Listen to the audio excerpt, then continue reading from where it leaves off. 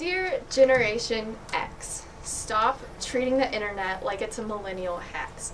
Because the reality is that what we deem as a dank meme is actually the inner workings of society.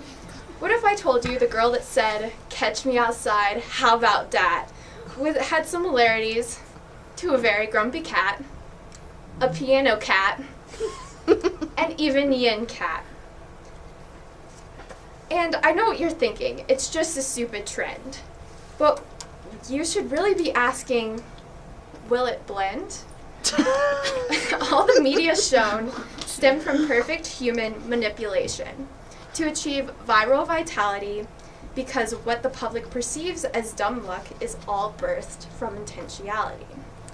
Hi, my name is Elena Rivera, and I spent the last 2 months researching to what extent can you make something go viral. And for this, when I went into this research process, I looked specifically at viral marketing. And before I go into the depths of how you even make something go viral, you need to understand viral marketing. And viral marketing is online word of mouth. And if you don't know what word of mouth is, it's when people within a specific community share their experiences with a certain product or service with other people within their community. One important note to take from this is word of mouth is often negative in nature, so it's typically gossip is the best way to think about it. So, the very first process of understanding how to make things go viral is to understand how they even become viral. And it's easy as ABC, or the artificial bee colony. This bio-inspired approach directly correlates to what happens in nature when bees perform the waggle dance. So when bees go out to forage, they first scout around and look at all of these flowers. Then they return to the hive and perform what is called the waggle dance. The waggle dance occurs on the dance floor, and this and this bee right here is the one performing the dance. What happens in this style is that the bee goes to the waggle floor, and then it recruits all of these other bees who then begin dancing with it. And once it gets a good amount of followers, the bee goes out and all of them goes to the hive, or goes to the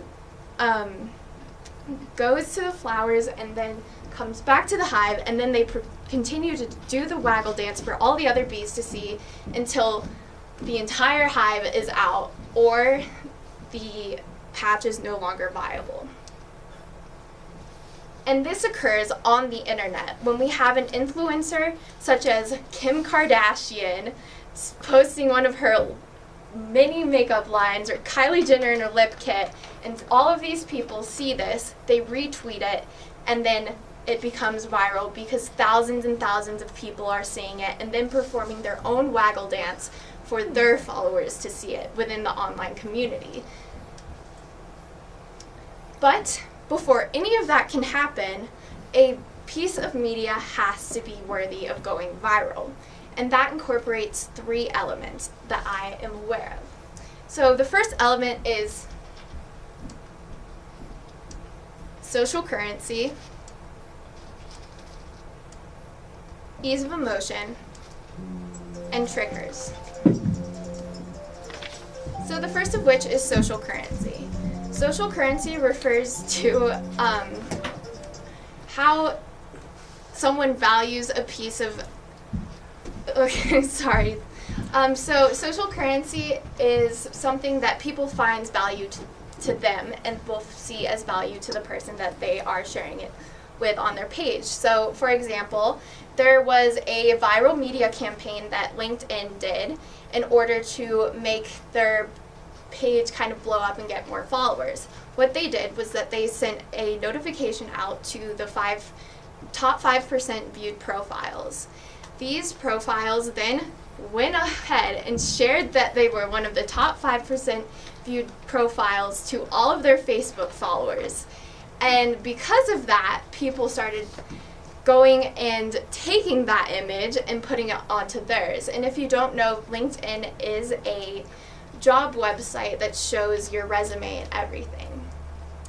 What this shows is that people want to put things on their page and share things that make them seem smart, on trend, or cool. This even applies to challenges like the Tide Pod challenge, the Kylie Jenner challenge. It makes them seem relevant, and people want to participate in it as soon as possible because of the social currency that it values. Another thing is that may your life be as awesome as you pretend it is on Facebook. Nobody wants to share negative pieces of media on their Facebook if it makes them look bad or anything like that, which is why it's relevant to the piece of the word of mouth is often negative, while this is often very positive. The next one is ease of emotion, which is by far the most important. And this is, ease of emotion is why videos that often detail cute babies, cute dogs, go on viral very, very quickly and very, very easily. Ease of emotion is also why people tend to share inspirational videos online and tweet things like campaigns and all of that, because they want to evoke emotion within the crowd and within their followers. Ease of emotion is directly seen in news articles, which is what a lot of people don't realize. News articles can go viral pretty quickly themselves. There was a study done on New York Times articles done by some of the top people in the viral marketing field, and what they did was that they measured the likelihood of something going viral based upon their titles. And on this, they found that titles that had some kind of inspirational, awe-inspiring emotion were not only more likely to go viral, but were more likely to stay viral. One of the titles of these were Reimagining Depression as Just Mere Sadness, or Polar Bears Finally Have a Hope for Life. And so, as the happier you can make a message, the more likely it is to go viral. Also, the more awe-inspiring you can make something, the more likely it's also to go viral. Awe-inspiring is like this.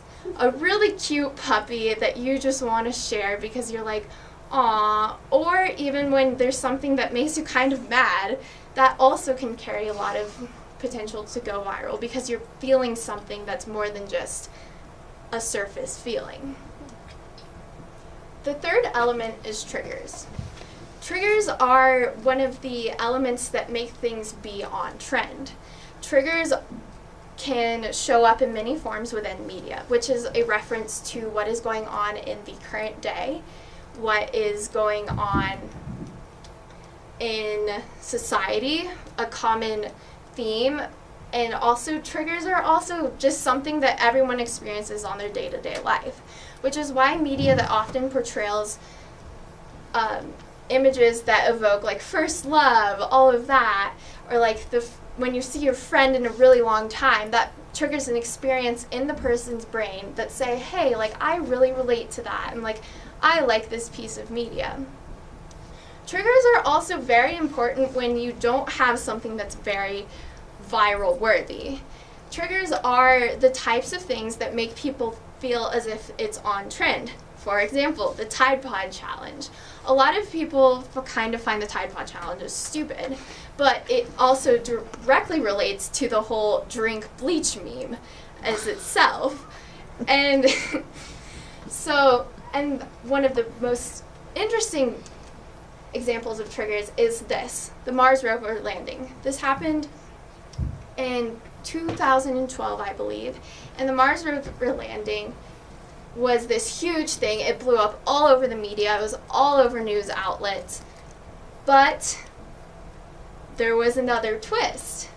Mars bars. Mars bars had a 50% increase in sales during the time of which they were discussing the Mars rover, which is very ironic considering that Mars bars has literally nothing to do with the Mars rover except for the name.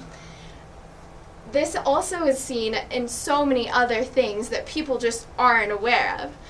For example, when it comes to school shootings, there was a huge thing going on in Holland, and Holland was talking all about how there's this meme about guns and Americans and all of that.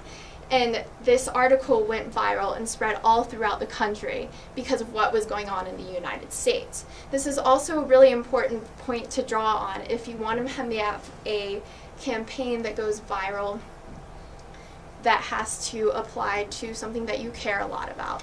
You have to find, especially when it comes to senior projects too, this is important.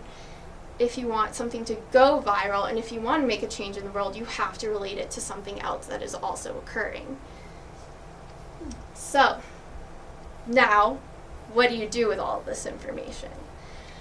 The one part about virality is that it's not as clear as I point out in these slides. There is an extent of that you just have to be lucky. You have to do it at the right time, have the right people sharing it, and just have that mere piece of dumb luck. And I must say that that is one of the biggest holes in my research, is that there's some point that you can't predict as to where it will go and how viral it will get, because the reality is that our society is always changing, and whether or not something goes viral is indicative of what is going on in that exact moment. And so that is why I'm going to leave you with this. When all of you guys go for your senior projects, just remember that these keys, that out of these 3 elements, and just understanding how things go viral can be very important when it comes to creating your media and making your project actually mean something. Especially coming from Animus, when everyone just wants to make something online, but it just stays online. So, there you go. Thank you.